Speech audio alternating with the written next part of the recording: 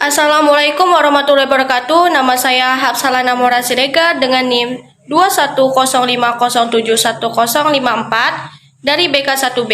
Di sini saya akan menjelaskan tentang siklus akuntansi dalam perusahaan jasa. Check my video. Let's go. Perusahaan jasa. Perusahaan jasa adalah perusahaan yang kegiatan utamanya membuat produk tidak berwujud berupa jasa atau layanan dengan tujuan mencari laba atau keuntungan. Contohnya salon. Salon menyediakan jasa seperti luluran, make up, gunting rambut, perawatan kuku, dan lain-lain. Nah, jadi bagaimana dengan siklus akuntansi dalam perusahaan jasa? Siklus akuntansi dalam perusahaan jasa adalah sebuah prosedur pencatatan transaksi sehingga menjadi laporan keuangan yang terdiri dari 3 tahap, yaitu tahap pencatatan, tahap pengiktisaran, dan tahap pelaporan. Kita memasuki tahap pencatatan. Transaksi perusahaan jasa merupakan informasi awal yang harus dicatat dan diolah sebagai dasar untuk membuat laporan keuangan.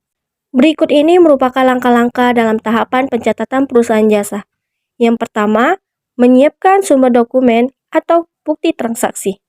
Bukti transaksi dapat berasal dari cek, nota, faktur, serta kwitansi yang diterima setiap mengadakan transaksi ataupun kejadian yang ada di perusahaan.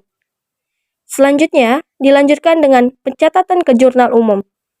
Pencatatan transaksi dalam jurnal dilakukan berdasarkan data yang terdapat dalam bukti transaksi, yang dimana jurnal dicatat secara kronologis sesuai dengan tanggal kejadian transaksi yang tercantum dalam bukti transaksi. Dan yang terakhir yaitu posting ke dalam buku besar. Proses pemindahan dari jurnal ke buku besar disebut posting.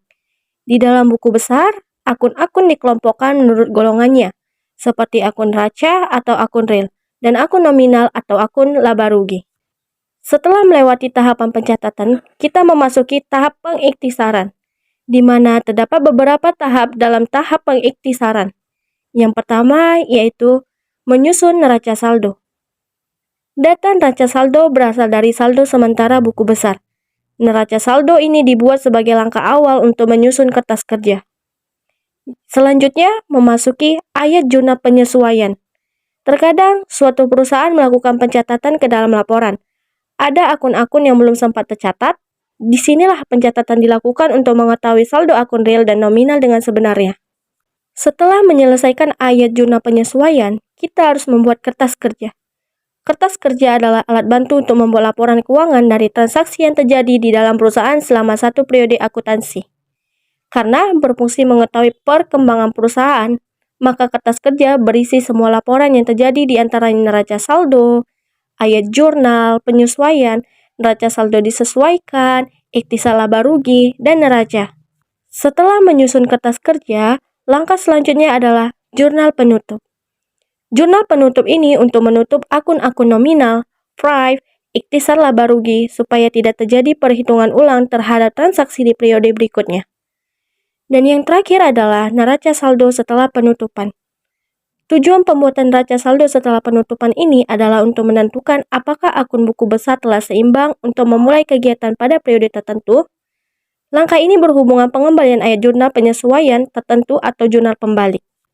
Tahap yang terakhir adalah tahap pelaporan. Tahap pelaporan ini merupakan tahap paling akhir dalam proses akuntansi.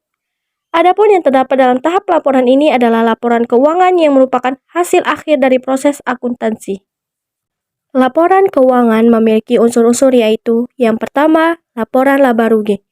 Laporan laba rugi berisi seluruh akun nominal yaitu pendapatan dan beban. Dari perhitungan antara pendapatan dan beban akun diperoleh laba atau rugi perusahaan. Yang kedua, laporan perubahan modal. Laporan perubahan modal memiliki unsur-unsur yaitu modal awal, sisa laba atau rugi perusahaan, prive, dan modal akhir perusahaan. Yang ketiga, neraca. Neraca adalah laporan yang berisikan tentang posisi harta, utang, dan modal perusahaan pada saat tertentu. Neraca membuat akun real perusahaan. Jadi, itulah sekilas mengenai siklus akuntansi dalam perusahaan jasa, dan terima kasih. Don't forget to like guys. Bye!